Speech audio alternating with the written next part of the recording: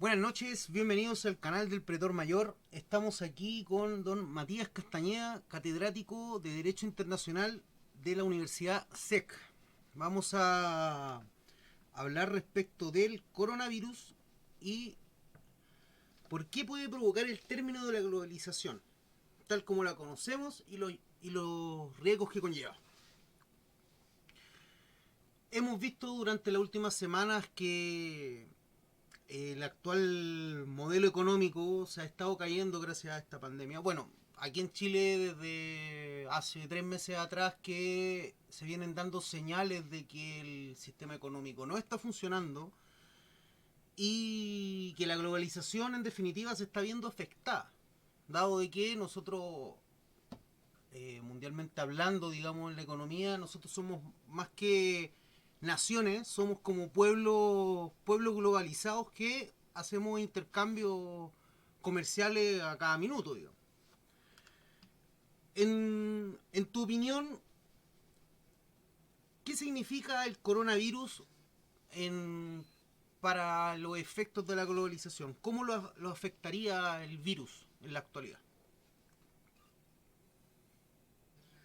Hola, Boris, mucho gusto. Un placer que me haya invitado a tu canal. Eh, Espero poder responder las preguntas que me va a hacer a continuación. Eh, y respecto a tu pregunta, lo que está ocurriendo es un fenómeno económico-social más que nada.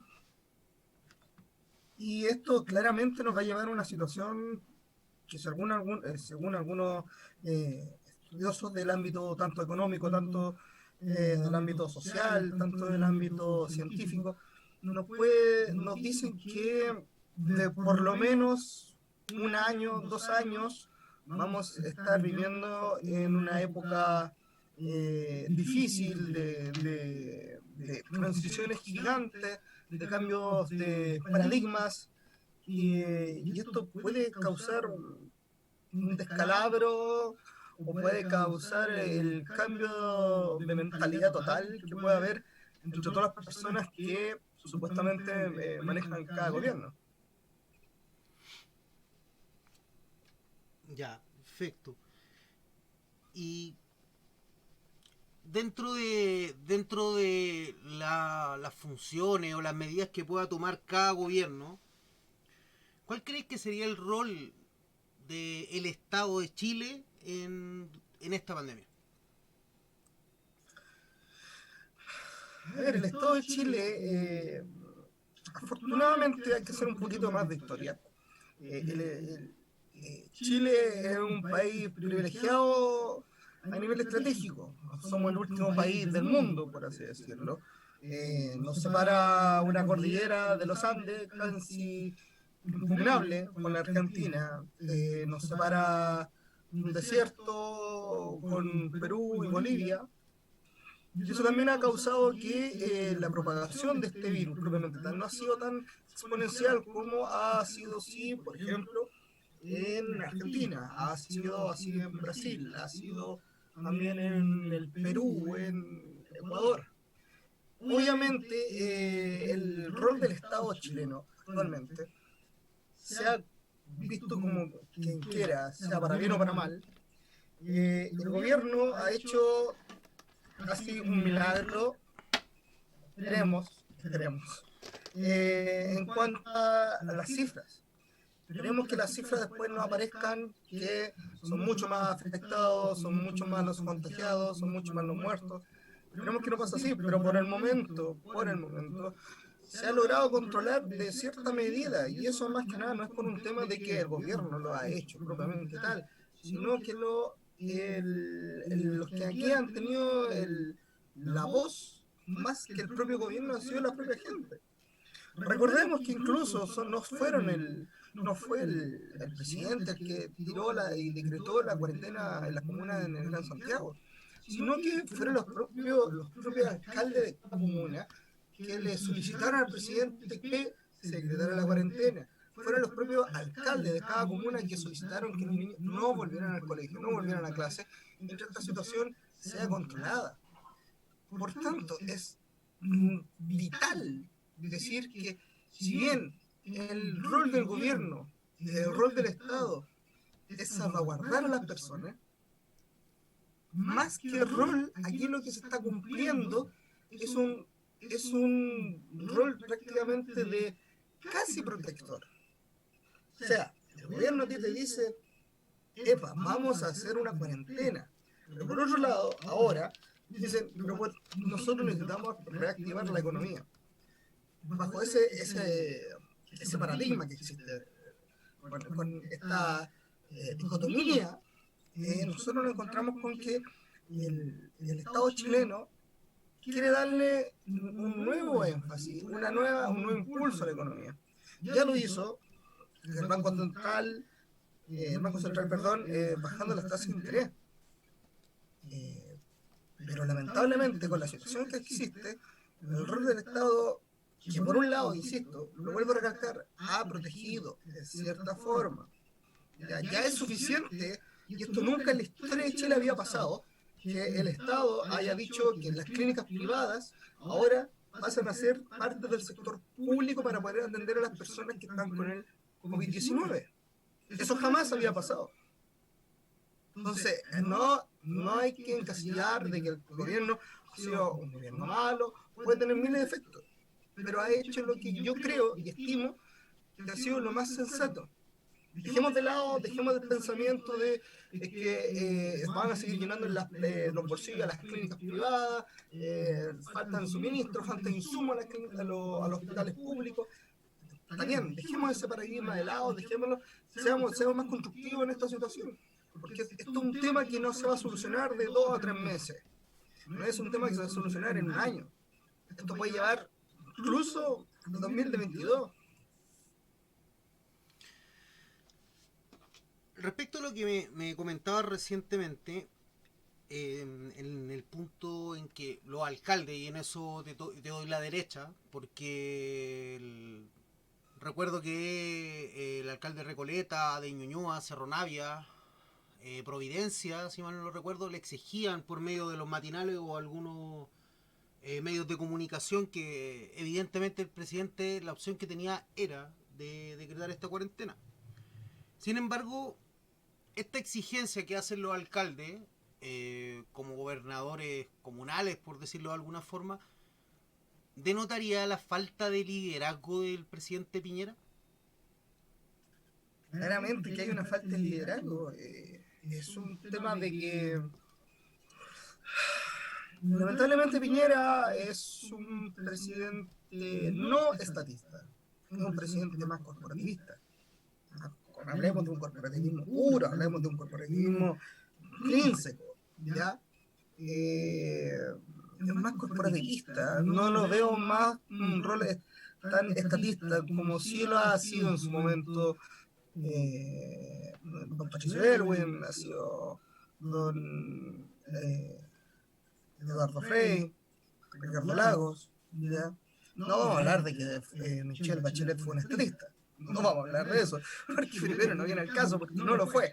Pero Piñera es más un corporativista, un tipo que piensa más en tratar de hacer crecer un país, ya hacer crecer un negocio. Piñera lo ve así, lo ve, aunque suene feo, tú me conoces, soy una persona que piensa, yo soy una persona de pensamiento más de derecha, yo lo veo una persona que diseñadamente encuentra que tiene que darle un motor a la economía, pero dejando de lado muchas veces el ámbito social, ¿ya?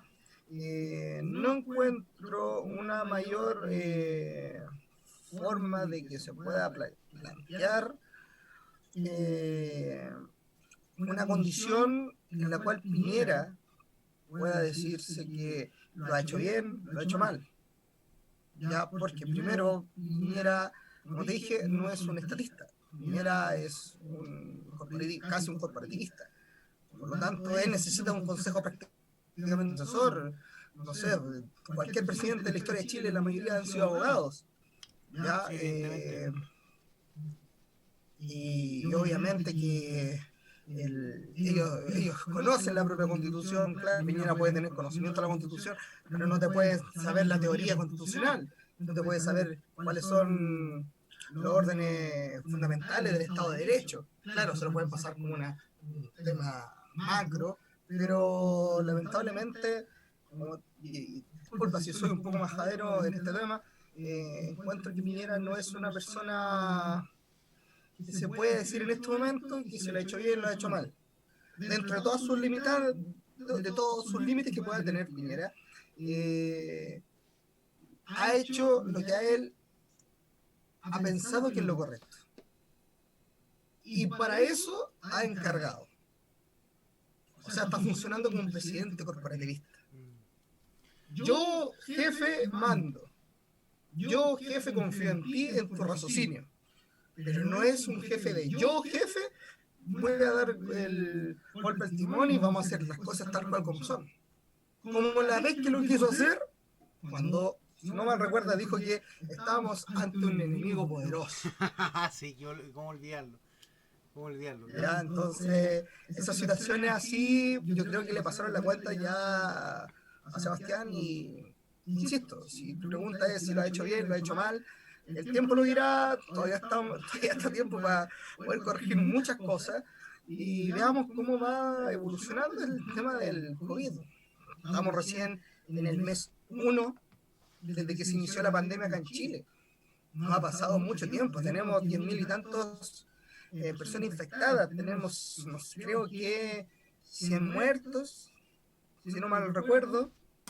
Entonces, veamos qué pasa de aquí a 2 meses, 3 meses. Todo esto se va viendo sobre la marcha, lamentablemente.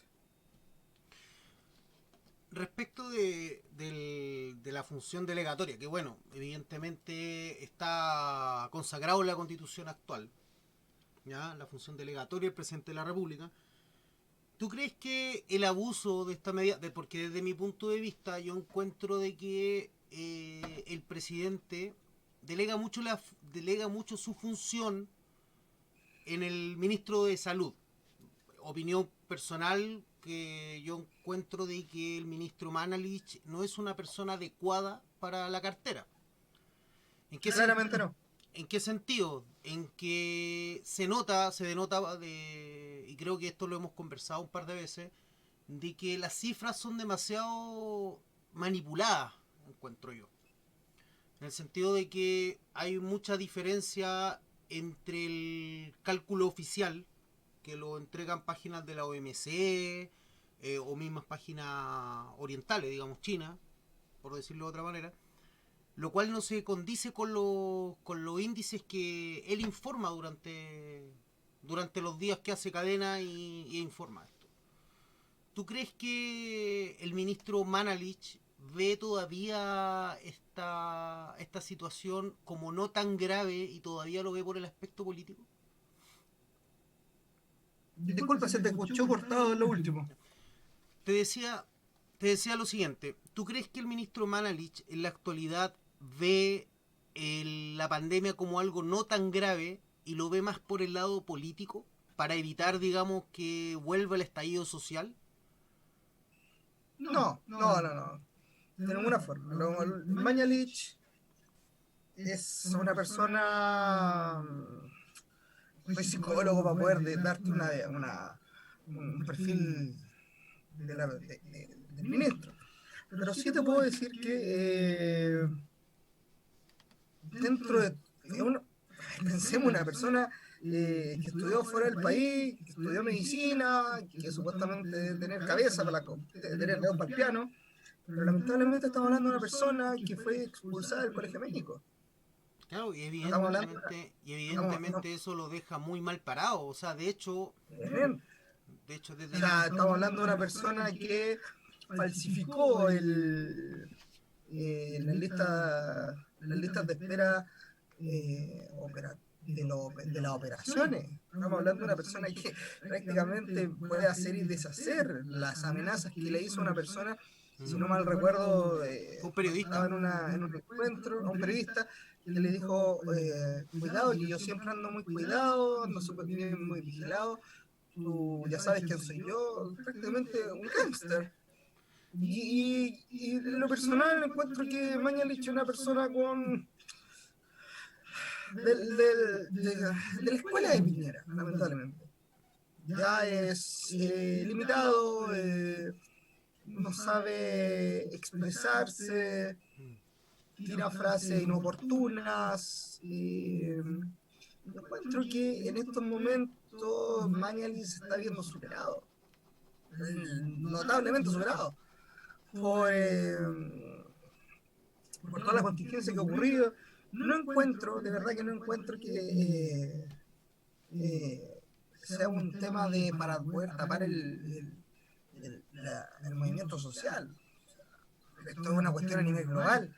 Distinto hubiese sido que hubiese sido una cepa de un virus focalizado en Chile y esa hueá se hubiese quedado solamente en Chile. No, aquí estamos hablando de una cuestión a nivel mundial. Entonces, bajo ese alero, yo encuentro que no es una cosa así como para decir, no, es que es para disminuir el movimiento social, que muchas personas del pensamiento más de izquierda, nosotros nos podíamos dar cuenta en Twitter, en Instagram, en Facebook, que en cuanto empezó a aparecer el coronavirus, empezaron a decir, apuesto que en marzo llega el coronavirus en Chile, apuesto que en abril no se va a poder hacer porque está el coronavirus. Entonces, responsabilizar el coronavirus de no llevar a cabo, no poder llevar a cabo, mejor dicho, el plebiscito que se tenía ahora para abril, es una estupidez gigante, una estupidez gigante. No podemos, estamos mezclando peras con manzanas, literalmente. Porque decir eso es... Tú sabes que para nosotros, los que estudiamos Derecho, no puedes decir algo si no estás seguro. Exactamente. Entonces, bajo ese alero, estos tipos no piensan y lo dicen. Tú no puedes decir, oh, Piñera fue el que provocó esta cuestión para causar que no se pudiera llevar adelante el estallido social. Mira lo que causó el plan maquiavélico de Piñera. Mira, fíjate, casi 800.000 puestos de empleo suspendidos, no despedidos, suspendidos. Sí. ¿Eso va a querer un presidente de derecha que supuestamente quiere que el país crezca? No, pues, viejo. Es realmente tonto, irrisorio a veces recordar todos esos dichos que decían las personas que estaban a favor del movimiento social. Que ojo, yo no lo critico, está bien, muchas cosas se necesitan cambiar, muchas cosas tienen que haber un cambio total. Lo hemos hablado muchas veces, yo soy incluso un poco más extremista y se tiene que acabar el Senado, o la Cámara, en este caso el Congreso. Pero lamentablemente no estamos en la época romana, no estamos en la época griega, estamos de una democracia un poco más sólida, pero en la actualidad lamentablemente la democracia propiamente tal ya se perdió el foco. Sí, no, pues, evidentemente, pues, ya que, bueno, desde mi punto de vista, yo encuentro que tanto, bueno, como te decía anteriormente, el modelo económico colapsó, pero yo encuentro que colapsó por obsolescencia, o sea, no, la derecha chupó tanto la teta del modelo y la derecha también, o sea, perdón, la izquierda, digámoslo bien, también aprovechó del modelo hasta cuando más no pudieron. Obviamente. Y resulta de que ahora nos vemos con una agenda social completa por ser bondadosos, porque no se ha cumplido absolutamente nada. O sea, por un lado tenemos las jubilaciones paupérrimas que reciben los jubilados, que lo obligan a volver a trabajar en cualquier otra cosa que no han sido profesión o oficio, o si no lo ha tenido, a seguir trabajando. Que es un tema que afecta a nuestra población, que a propósito de este virus es la población de riesgo. O sea, adultos mayores, que también, por otro lado, y volviendo al tema de los adultos mayores, la AFP tampoco se cumplió y tampoco se ha modificado nada. ¿Por qué? Porque te proyectan tu base de jubilación a 110 años. Siendo que siendo que la esperanza de vida en Chile son 80 años. O sea, ¿qué pasa con los otros 30 años? O sea, ya independiente de que uno pudiese por posesión efectiva, poder tramitar este tema y que queden con los herederos, pero no es la idea, porque es el fruto del trabajo de una persona que ya no está.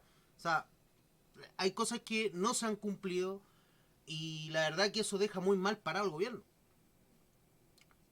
Y también por un tema de bloqueo también, porque lo que es la UDI, Renovación Nacional, lo que se han dedicado durante los últimos 10 años es a bloquear cualquier esperanza de actualización del modelo. Porque hace un tiempo atrás, creo que en el primer gobierno de Bachelet, se trató de alguna forma de modificar la economía y tratar de darle un nuevo respiro, digamos. Porque Chile, digamos, hasta el primer gobierno de Piñera no estaba mal. Y hasta No. y hasta el principio del segundo gobierno de Bachelet estaba relativamente bien. Sin embargo, es que ahí tocaste un tema súper importante. ¿Por qué? Porque durante el gobierno de Piñera, en el primer gobierno de Piñera, se encargó de dar libertad económica. Y si tú te vas a los índices de libertad económica desarrollados por muchas universidades internacionales y por entidades no gubernamentales, te vas a encontrar que los países con mayor libertad económica son los países más prósperos. Y cuando en el primer gobierno de Piñera nosotros estábamos, creo que no, si no mal recuerdo, entre el octavo y el doceavo de los países de más libertad económica, a contrario censo de lo que ocurría con Argentina, que estaba en el nivel 60. Ahora Argentina está en el nivel 70 y tanto. Nosotros bajamos el nivel, nosotros durante el segundo mandato o periodo de Michelle Bachelet, nosotros caímos al nivel 19 y ahora remontamos y estamos en el nivel 15. O sea, la libertad económica es necesaria, sí, tremendamente necesaria. Es contraproducente y muchas veces da risa cuando tú le dices a una persona, está bien, te compro que nosotros necesitamos tales cosas. Nosotros necesitamos salud de calidad, educación de calidad, necesitamos que los pensionados, los adultos mayores, por lo menos ganen un sueldo mínimo, garantizado, que yo lo encuentro totalmente razonable, obviamente, pero tú decís, ¿de dónde sacamos la plata? Tú decís, ¿qué sacamos con subir el sueldo mínimo si después la inflación nos va a comer? O sea, los dichos, si no me recuerdo, los dichos de la presidenta Lagut, que decía que ellas proponen un sueldo mínimo de 500.000 pesos. O sea, claro, esa cuestión, como decía nuestro profesor Gerardo Copelli, esto es pan para hoy y hambre para mañana. Exactamente. Porque los 500.000 pesos, claro, te puede durar ¿cuánto? Un año con una inflación tranquila, del 5%, 7%, Más o menos. ya. ¿Y qué va a pasar después, 2 o 3 años después? Que después la inflación te va a empezar a comer, te va a empezar a comer. ¿Y qué pasó?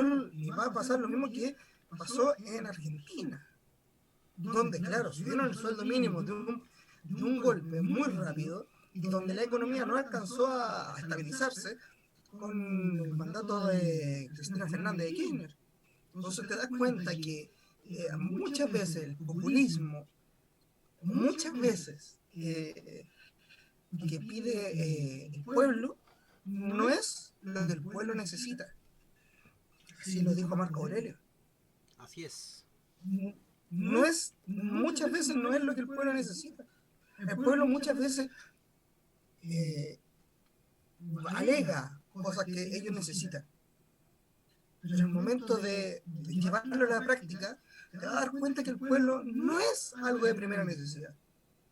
No estamos hablando, yo no estoy hablando de dejar de lado a los pensionados, yo no estoy dejando de lado de que se tiene que mejorar la salud pública. Pero hay cosas, por ejemplo, el tema del acceso a viviendas sociales. Está bien, las viviendas sociales tienen que ser de mejor calidad, tienen que ser no de 40 metros cuadrados para una familia de 5 personas. Pero ahí tienen que intervenir un poco el Estado, ¿ya? Porque lamentablemente las tasas de interés acá en Chile son una de las más altas, las más usureras. Tú llevas a cualquier ejecutivo que trabaje aquí en un banco en Chile, te lo llevas a trabajar a Europa y este ejecutivo va con la idea de querer implementar la tasa de interés máxima que en Chile se aplica. Te aseguro que en menos de un mes esa persona está presa por usura. Eso es Distinto efectivo. acá en Chile, obviamente. Sí, no, Porque eso es acá muy los efectivo. bancos,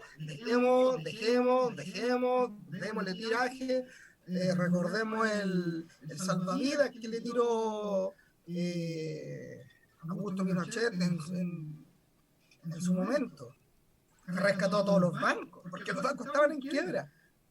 Sí, ¿Qué no, hizo? evidente. ¡Pum! Prestando plata. El Estado prestando plata. Siendo que somos un país en ese tiempo estábamos en un país de derecha. ¿Un país de derecha presta plata a un banco? No, no, No, evidentemente no. Pero obviamente de hecho no. la gestión de Pinochet en materia económica fue para implementar el modelo liberal, digamos, Claro, y eso hizo de que, bueno, desde mi punto de vista, el modelo actual objetiviza a la gente. O sea, ¿qué quiere decir? De que tanto tú como yo no somos ciudadanos propiamente tal, sino que somos un número, un porcentaje, una proyección. sí, Y eso es, así es. dentro desde mi punto de vista, eso está muy mal. ¿Por qué? Porque en el fondo se pierde la importancia de la ciudadanía. Obviamente yo te hablo como republicano que soy, digamos. Entonces, ahí hay un problema, porque el Estado no lo hacen solamente los gobernantes, sino que también lo hacen sus ciudadanos. ¿No? Y hay un sinfín de cosas que se fueron dando en el futuro que nos fueron produciendo problemas en la Recordemos, actualidad. ¿Por qué? Porque ahora imagínate, record, nosotros tenemos diputados y senadores que no tienen idea de lo que es el Estado de Derecho, no saben cómo tramitar una ley, no tienen, mira, bueno, son otro tipo de cualidades que debiesen tener que no tienen. Por ejemplo, educación. O sea, a mí me pareció paupérrimo y bastante vulgar que Pamela Giles le haya enrostrado al ex ministro. Eh, se me olvida el nombre del ministro.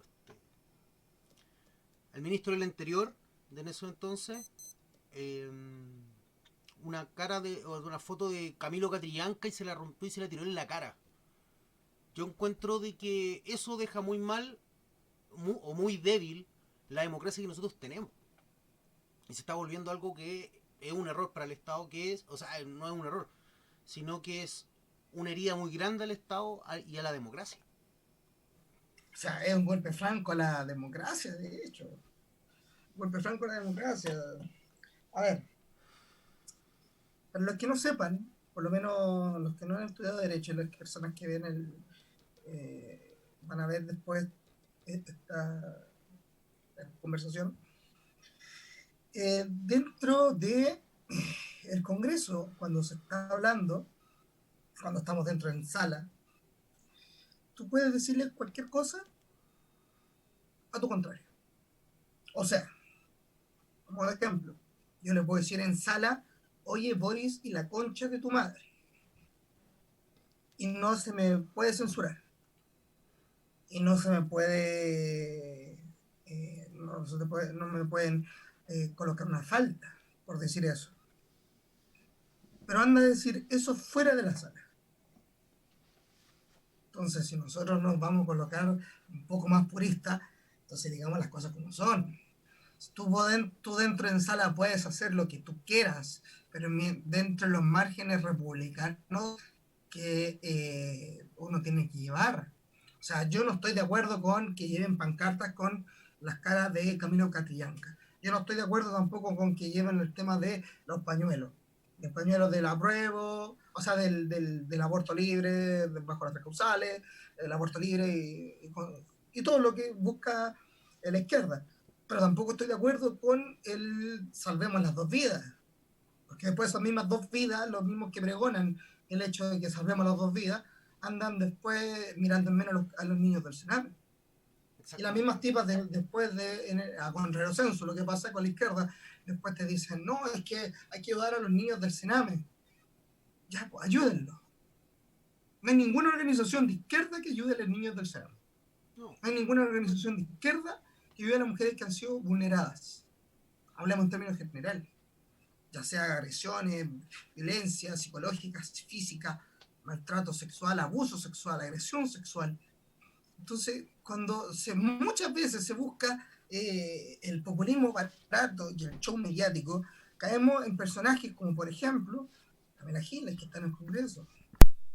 llegamos a Florcita Motuda, que llegó con el 4% de las votaciones. O sea, nosotros hicimos la derecha que no quería cambiar el sistema binominal, la izquierda que quería cambiar el sistema binominal, y después te damos cuenta que al final le cambiaron el nombre, po, viejo. Le cambiaron el nombre, le colocaron un nuevo sistema que no recuerdo ahora, y dijeron, pum, y este por arrastre atrae al chiquitito. ¡Qué democracia, man! O sea, el segundo que debería haber ido no va, porque va por arrastre, por lista. O sea, salimos de un sistema binominal para entrar en otro exactamente igual, con otro nombre. ¿Para qué? Para favorecer, ¿cierto?, a la izquierda. No, evidentemente las últimas gestiones de los últimos, de los honorables de los últimos dos periodos han dejado bastante que desear en ese sentido. Ahora, uno de los grandes errores del gobierno de Sebastián Piñera fue la muerte de este muchacho. ¿Ya? Obviamente, obviamente. Evidentemente también es un punto a favor de que el mismo gobierno haya detectado este error. Porque ahora actualmente el ministro que fue acusado constitucionalmente no está ejerciendo sus labores y tiene un juicio pendiente Claro. también respecto a este tema. ¿Ya? Pero el problema que se dio, a pesar de la oportunidad que tuvo el Estado de poder reivindicarse por medio de esto, trajo de por sí más fuego a la hoguera por la gestión de este presidente, digamos, y de este ministro. Sin embargo, y volviendo al tema del que nos convoca, ¿tú crees que esta pandemia cambiará la forma y la visión de nuestras vidas como ciudadanos de manera permanente? Disculpa, dame una pregunta de nuevo, por favor. ¿Tú crees que esta pandemia cambiará de forma permanente la visión y forma de vida que llevan los ciudadanos mundialmente hablando, no solamente de Chile? Sí, van a haber cambios, van a haber muchos cambios de costumbre. Nosotros, los que somos latinos, hablemos de latinos puros, latinos reales, o sea, estamos hablando no solamente de Latinoamérica, estamos hablando de España, de Rumania, de Italia, de Francia, ¿ya? Y algunas zonas de Iliria, que es la actual Eslovenia, Croacia, son mucho de piel. Nosotros los latinos somos mucho de piel. Nosotros somos de abrazar. Entonces, claro, una de las costumbres que claramente va a cambiar va a ser el saludo. Vamos a estar saludando como los asiáticos. Va a haber un cambio de costumbre no solamente en el saludo, va a haber un cambio de costumbre en los hábitos de trabajo, en el ámbito laboral. Puede haber cambio de costumbre en el ámbito de la enseñanza. Pensemos que actualmente los niños están sin clases, están con estas clases online, que yo lo encuentro lo más malo que pueda haber, porque le mandan guías, sin una retroalimentación correcta. O sea, le están diciendo, marca la alternativa correcta, busca la información y sería. Eso te creo que es para la enseñanza superior, en la enseñanza universitaria, que es un poco más de investigación, pero en la enseñanza básica un niño de 7 8 años no te puede hacer una investigación propiamente tal de un tema determinado. Claro, el papá tiene que ayudarle, la mamá tiene que ayudarle, pero ¿qué pasa cuando el papá y la mamá tienen que hacer teletrabajo?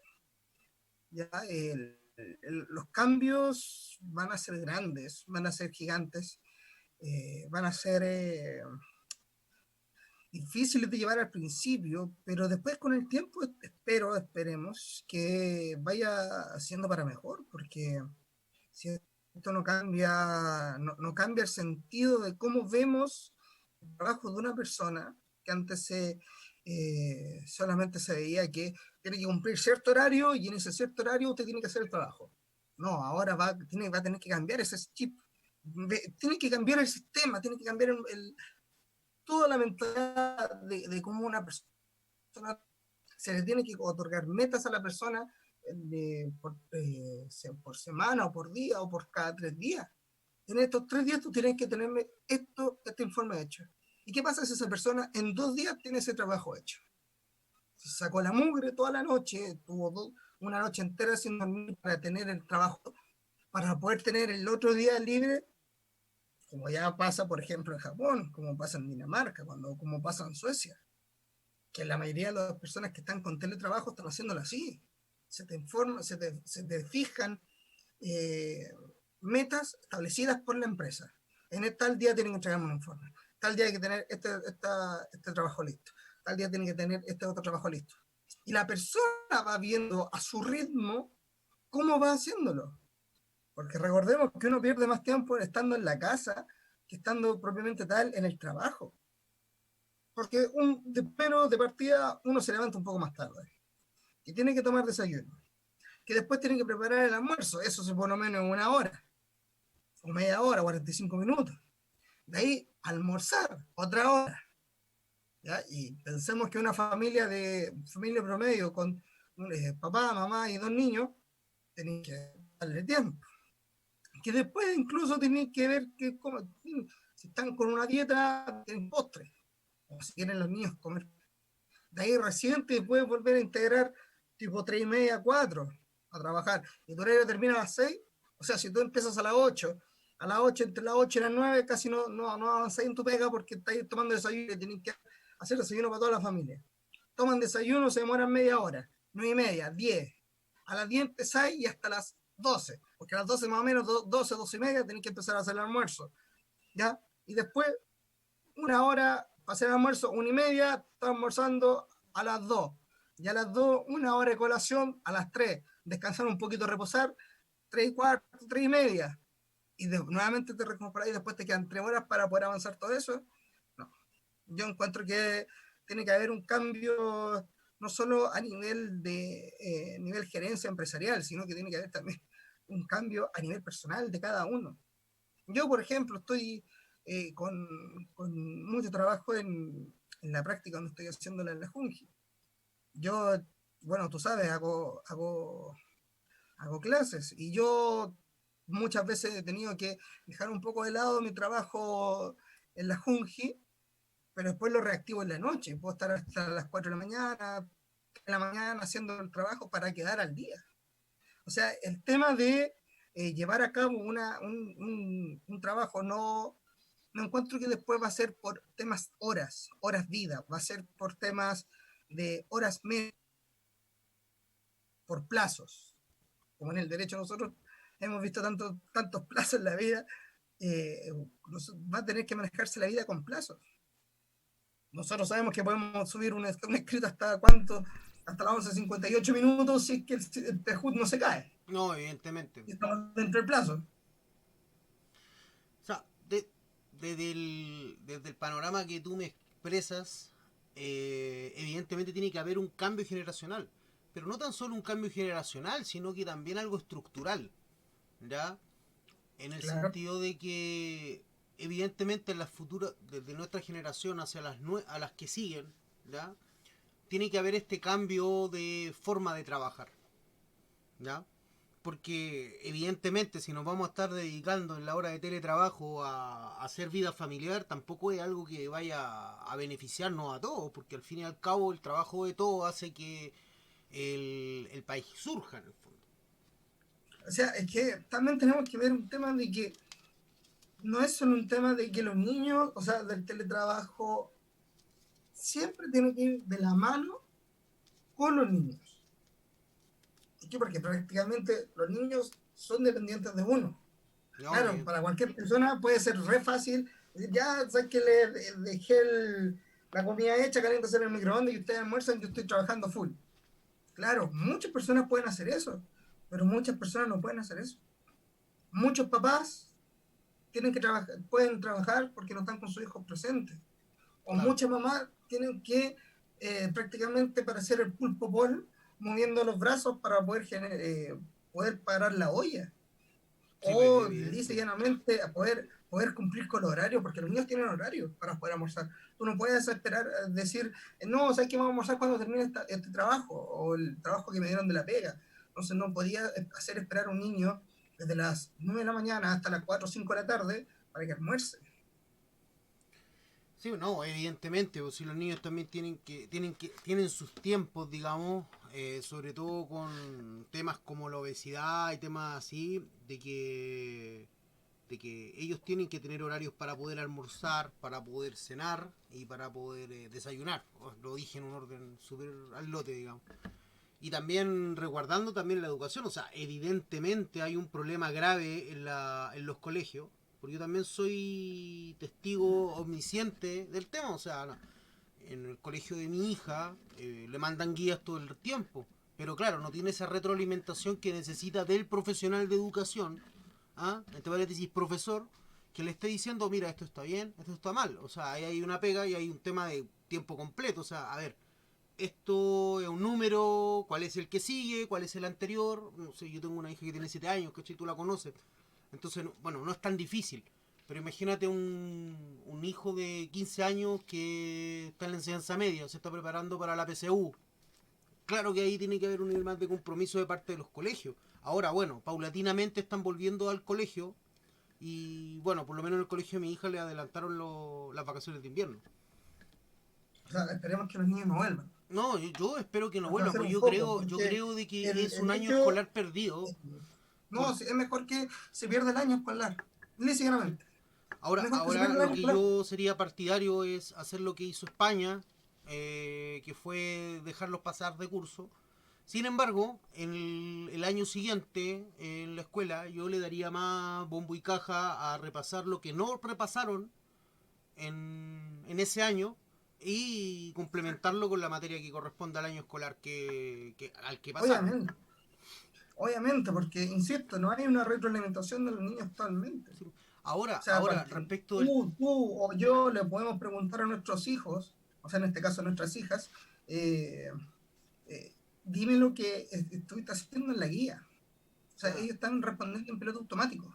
sí, Ellos no, no están haciendo una praxis, en la praxis no están haciendo la síntesis que ellos necesitan para poder descargar la información, leerla y después traspasarla a un papel, no la van a hacer. Ellos no tienen esa habilidad aún adquirida. Ellos lo que hacen es copiar y pegar, y eso es todo lo que hacen. Y sigamos con la siguiente pregunta. O no, sea, si nosotros universitarios, muchas veces por temas de tiempo, nosotros copiamos y pegamos para poder avanzar rápido en la materia, y después, claro, los exámenes era otra cosa, otra, ahí se ve de qué están hechos los gallitos, pero el tema de la educación de los niños, y claro, tomando en consideración lo que está ocurriendo en España, que yo encuentro que es lo más lógico. No es bueno hacerlos ingresar nuevamente al colegio. Recordemos los dichos del ministro, no sé si fue el ministro, o un alto cargo del gobierno, que dijo que los niños tienen que volver al colegio y que en lo posible que no sean en salas de máximo 20 personas. O sea, estamos hablando de qué colegios tienen esa capacidad y esa facultad para poder darse ese lujo de tener 20 niños por sala.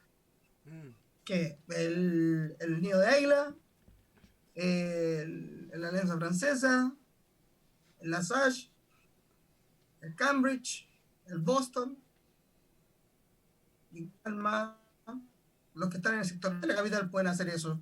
Tienen la infraestructura para hacer eso.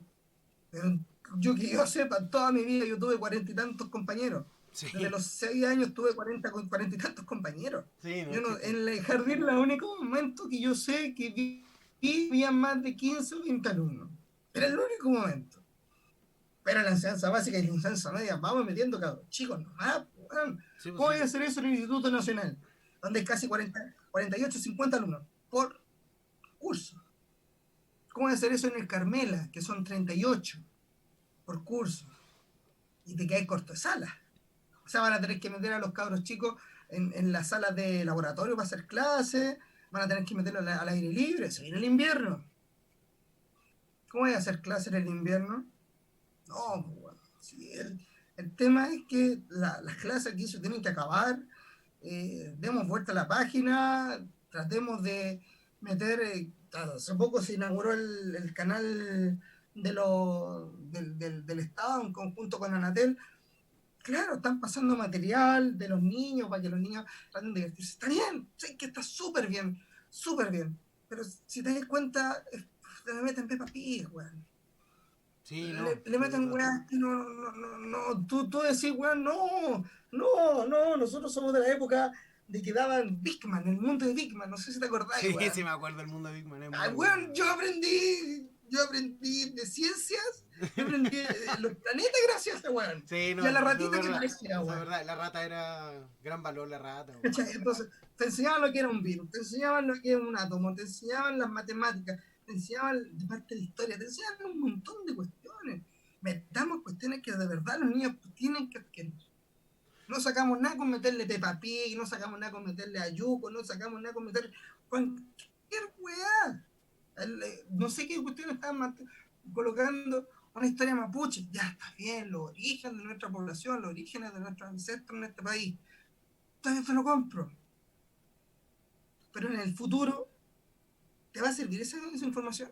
No, No. no, O no va a sea, ¿te servir. sirve que el niño sepa de que estaban los mapuches? Sí, te sirve, completamente. ¿Te sirve que dijeron que estuvieron hasta el día de hoy siempre batallando para que no le tocaran las tierras? Sí, también te la compro. Pero viejo, tenemos que enseñar historia, tenemos que enseñar artes, tenemos que enseñar cultura, tenemos que enseñar matemáticas, tenemos que enseñar ciencia. Nuestro país es uno de los últimos países en Latinoamérica que tiene el Ministerio de la Tecnología y de las Ciencias. Y eso no puede ser. El futuro va a las ciencias. Los humanistas vamos a ser como dirían, unos dinosaurios. Vamos a ser los filósofos de ahora, en el futuro vamos a ser humanistas. Porque ya no va a haber cabida para nosotros. Todo va a ser automatizado, todo va a ser con hechos científicos. Ya en algunos lados en el mundo se está un abogado de robot, pues, viejo. Entonces ya, claro, para dónde va el camino. No sé si 100 años, 60 años más, pero claramente después va a ser algo mucho más complicado poder soslayar y poder tener un peso fuerte para poder vivir en el día a día. Y a un niño le va a servir todo lo que le enseñaron de Peppa Pig. No, por No. supuesto que no. Entonces, la educación, yo encuentro que la educación de los niños en este momento tiene que priorizarse. No pueden volver los niños al colegio. Los niños están en un foco con que un niño se contagie, uno en un colegio, en 5 días vas a tener 1.500 enfermos. Y esos 1.500 enfermos por lo menos tienen los papás. O sea, vas a tener 3 personas. Eso está hablando de que en menos de 2 semanas vas a tener cerca de 3.000 o 4.000 personas contagiadas. O sea, Solamente por ver en un colegio, con que un niño esté contagiado, uno solo. Basta con uno para que sea el paciente cero del colegio. Y listo.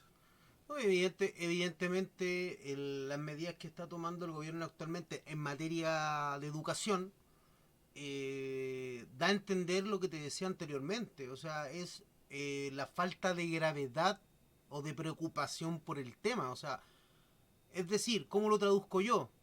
Con la vuelta la posible vuelta a clase y de manera, como dijo el presidente ayer, de forma paulatina a la vida normal, significa de alguna forma u otra de que para el presidente y para sus ministros el coronavirus no es un tema tan grave.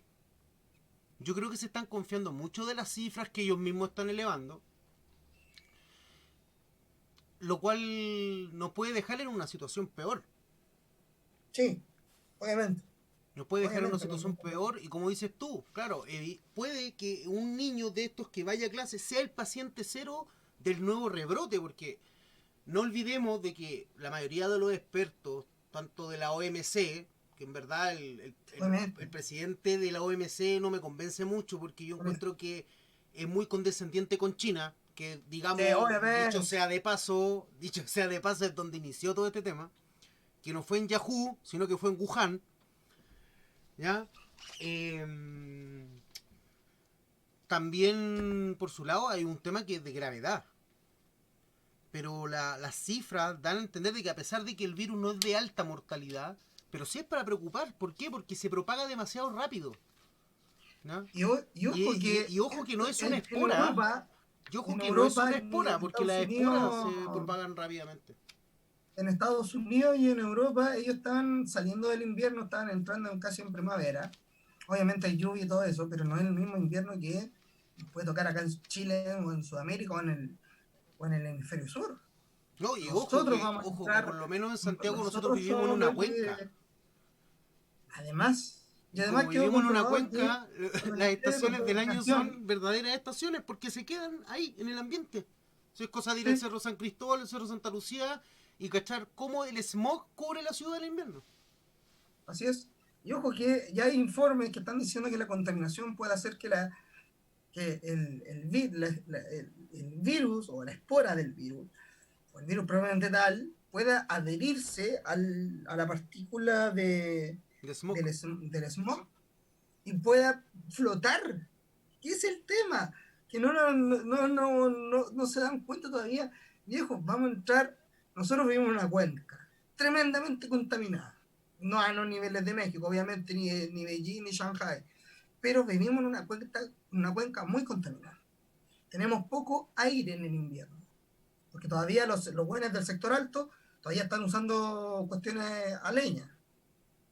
Ahora están usando pellets. O sea, evolucionaron. Pero aún así siguen contaminando.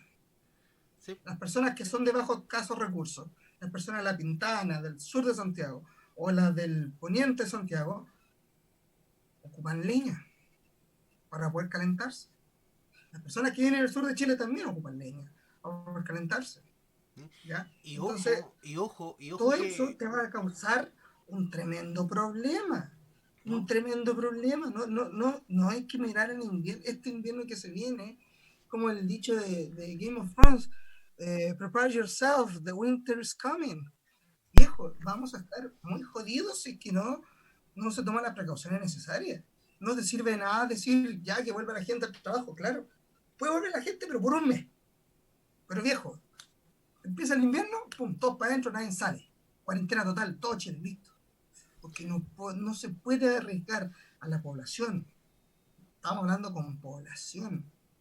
También no se puede parar la economía completamente. Estamos hablando de una población que tiene que cuidarse.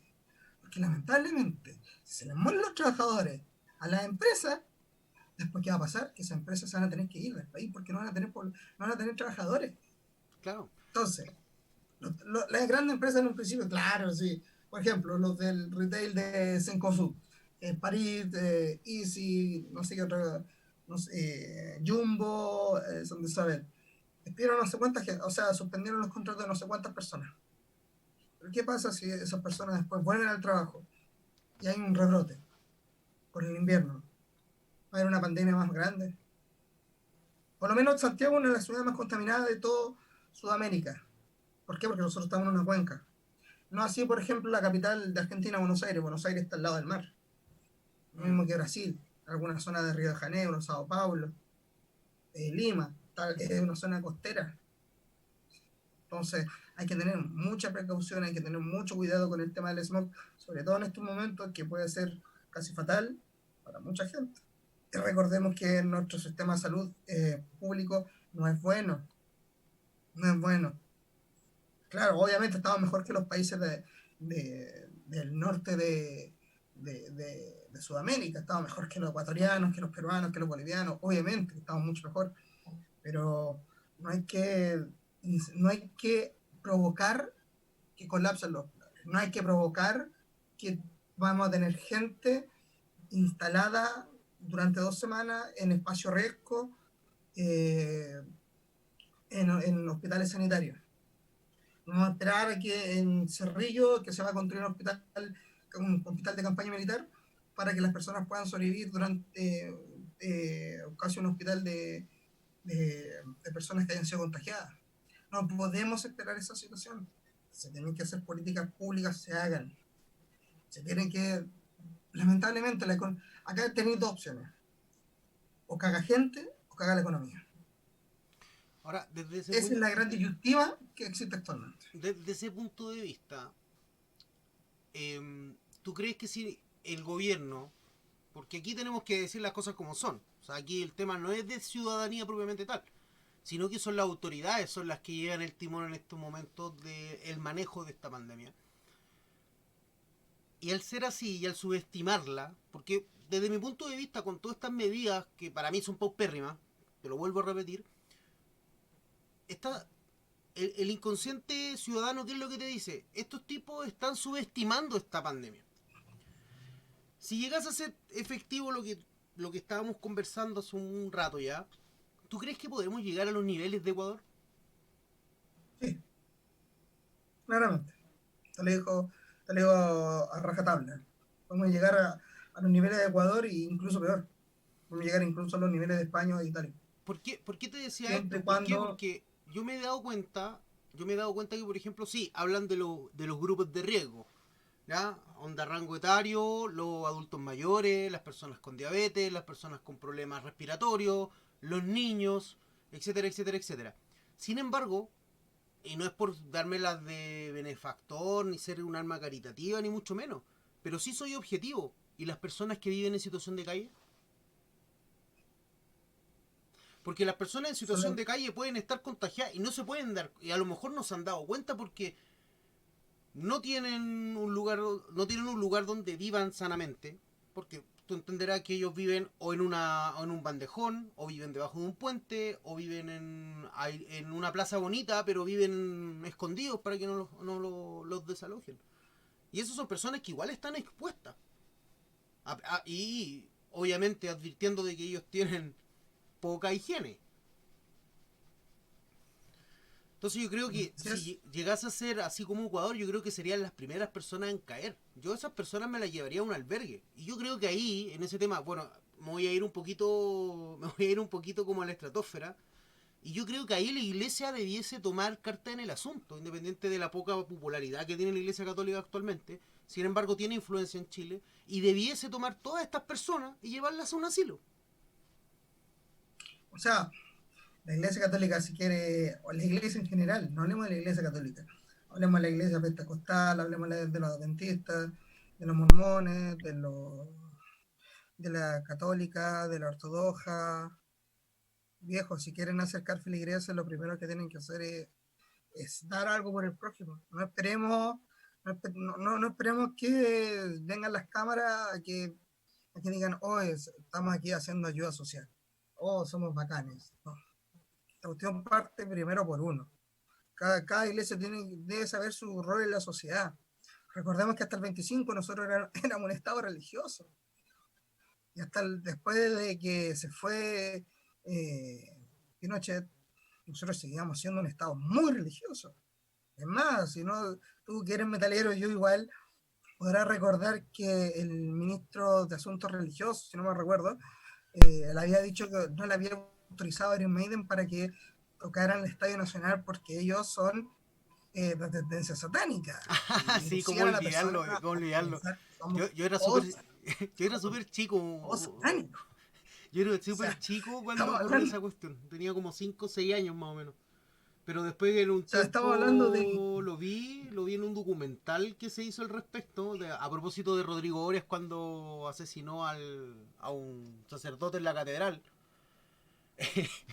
que se tocó el tema de nuevo. Sin embargo, bueno, todo el mundo sabe que el vocalista de Iron Maiden es católico. muy católicos. Y es muy católico, de hecho.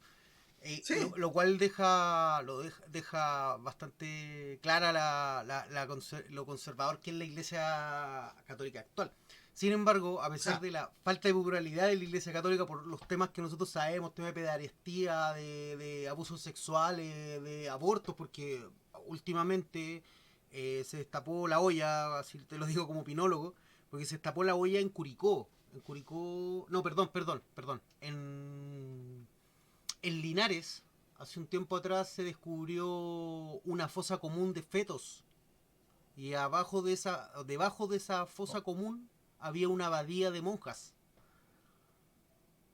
Es un tema que, claro, evidentemente por ¿ya? el tema de la pandemia no se ha dado a luz, pero es un tema que igual ha sido un tema súper complicado porque, o sea, te está diciendo claramente de que es una iglesia que no está con ni con su gente, evidentemente. ¿No? Y que trata de ocultar la naturaleza del ser humano. Bueno, ahí no estamos yendo a un tema de la filosofía, hoy nos estamos saliendo un poquito del tema. Sin embargo, yo creo que, claro, como bien dices tú, ecuménicamente, las iglesias debiesen ayudar a estas personas. Porque en el fondo son personas que son despreciadas por la sociedad. Porque por algo existen instituciones como el Hogar de Cristo, María Ayuda, y etcétera, etcétera, etcétera.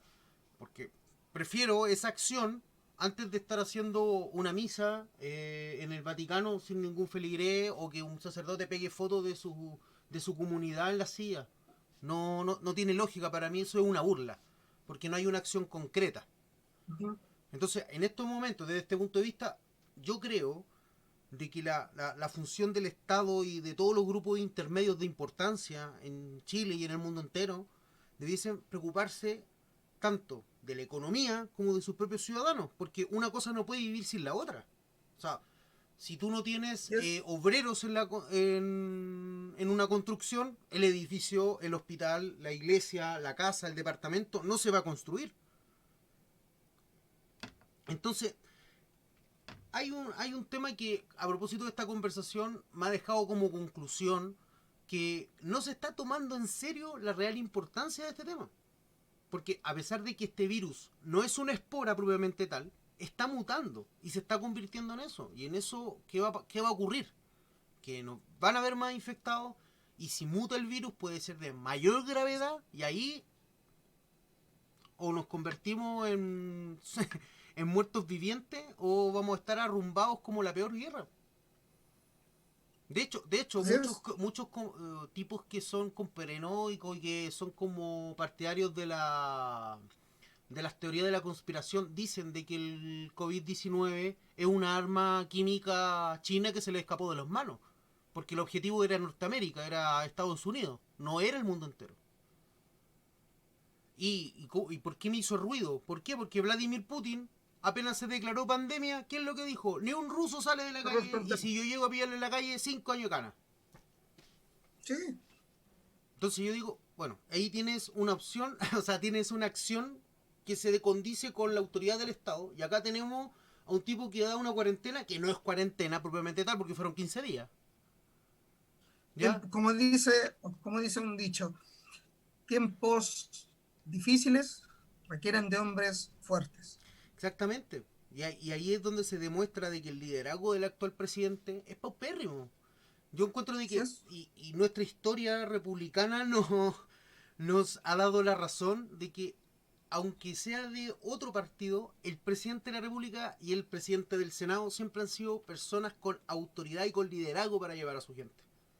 Y esto, lo que Así ocurre con es. este señor, no está ocurriendo. No está ocurriendo, disculpe la redundancia, dije, ocurre 2 veces. ¿Por qué? Porque le delega la función a un ministro, que es un ministro que es paupérrimo, que ha tenido problemas con el colegio médico, por lo cual él ya no está gremial, no es parte de ese gremio. Ha tenido problemas con personas y él ha sido bien autoritario, digamos, de alguna forma. Y no es una persona de fiar. O sea, de hecho, hoy día en la mañana yo veía un meme donde salía Manalich bajando de un avión de la Fuerza Aérea con unos ventiladores de como el que tenemos en la oficina. Dice, aquí están los ventiladores chinos. ¿Cachai? Entonces, hay poca seriedad desde ese punto de vista. Bueno, tú eres más entendido en el tema. Yo no he visto que el presidente del Banco Central haya dado alguna señal, eh, Ninguna. ninguna Salvo señal bajar la tasa de interés. de cómo se va a ver este tema. Que a propósito viene la pregunta respecto a eso. ¿Tú qué medidas crees que el Banco Central y las instituciones económicas, comerciales y mercantiles debiesen tomar en estos momentos de crisis? Favorecer crédito. Listo. La respuesta más rápida. Y Tienes que favorecer crédito a una tasa de interés mínima. no.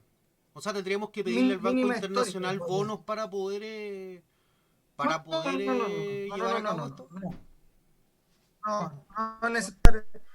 Mira, Chile tiene una reserva, si no mal recuerdo, creo que Chile tiene en reserva de dinero aproximadamente entre 18.000 y 24.000 millones de dólares.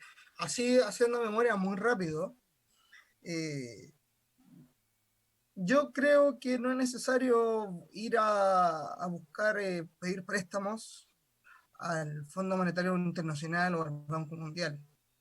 Lo encuentro una medida poco, por decirlo bonito, poco seguro por la incertidumbre que pueda causar esto, porque claro, el Banco Mundial te lo puede prestar inmediatamente, pero resulta que el Banco Mundial a ti te va a tirar una tasa de interés, no sé, del 5%, del 4%, ¿ya?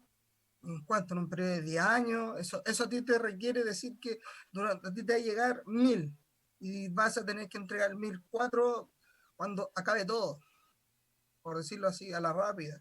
Entonces no encuentro, no, de verdad que no encuentro el sentido de que 1040, si no me equivoco, de, no encuentro el sentido de solicitar préstamos al Fondo Monetario Internacional o al Banco Mundial o a los chinos que están prestando plata por como enfermos. Ya le prestaron a los argentinos 2.000 millones de dólares, a los bolivianos le prestaron como 1.500 millones de dólares, a los venezolanos le prestaron como 2.000 y tantos también. Entonces no encuentro que sea bueno salir a buscar plata, porque la plata acá en Chile está, lo tienen los bancos que son necesarios. Los bancos tienen que colocarse en línea con lo que está pasando, lo que está ocurriendo con la sociedad y con esta enfermedad. No podemos ahorcar más a una población que ya se siente ahorcada.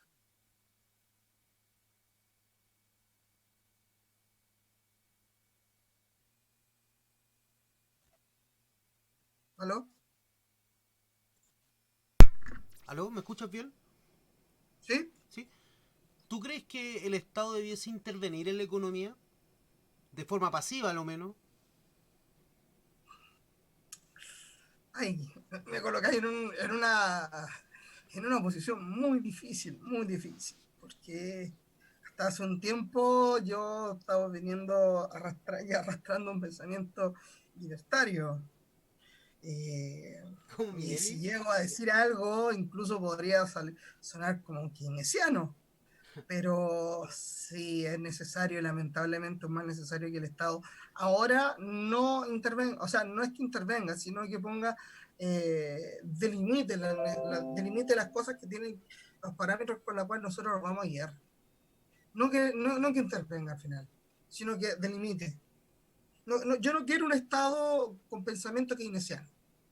Yo necesito un Estado que favorezca a las personas que están promoviendo el motor de la economía chilena. Recordemos que el motor de la economía chilena no son las multinacionales, no son las grandes empresas, son las pymes. Las pymes son las que mueven el mundo, en nuestro mundo nacional.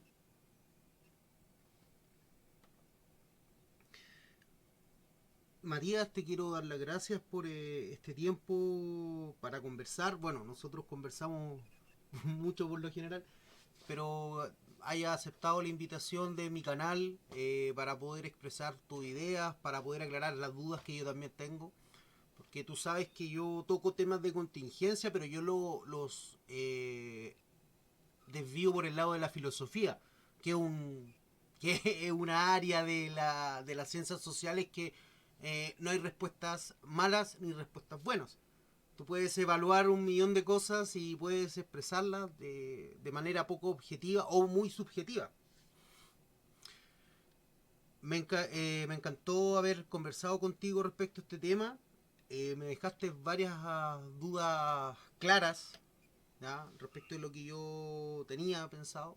Quería hacer un video aparte de tema del COVID-19, pero preferí hacer esta disque entrevista y poder aclarar esas dudas.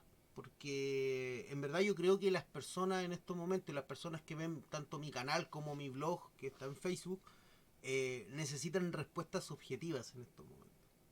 ¿Por qué? Porque evidentemente se ve que hay una sensación de paranoia enorme en la capital y yo creo que no tan solo en la capital, sino que en el país entero. Porque tú sabes bien de que la prensa como vende, entonces lo que busca la prensa es maximizar ciertas cosas y yo creo que hay que darle una cuota de esperanza a las personas respecto de cómo poder abordar esta situación. Te Así quiero dar es. las gracias, te mando un abrazo fraterno desde acá, desde mi Muchas casa, gracias a un ti por la saludo a tu invitación. familia y nos estamos viendo pronto, ¿no? Sí, pues. Porque tenemos que celebrar cuando salgas de tu práctica y cuando jures, aunque sea o sea, aunque sea online. Porque está online. Te mando un gran abrazo, Mati. Muchas gracias, Muchas de verdad, te lo gracias agradezco, por la amigo mío. invitación. Sí, se viene, se viene. Ya, Y que te estamos al mando un habla. abrazo, descansa, Un abrazo. hidrátate, come, tápate la boca cuando Las tosáis. patitas. También, tápate las patitas. Ah, y eso, hermano mío. Te mando un abrazo, muchas gracias por todo y nos estamos viendo en otra oportunidad. Oka, Cuídate, nos vemos. Mati. Nos vemos, cuídate. Un abrazo. Chao, chao. Chau, chau.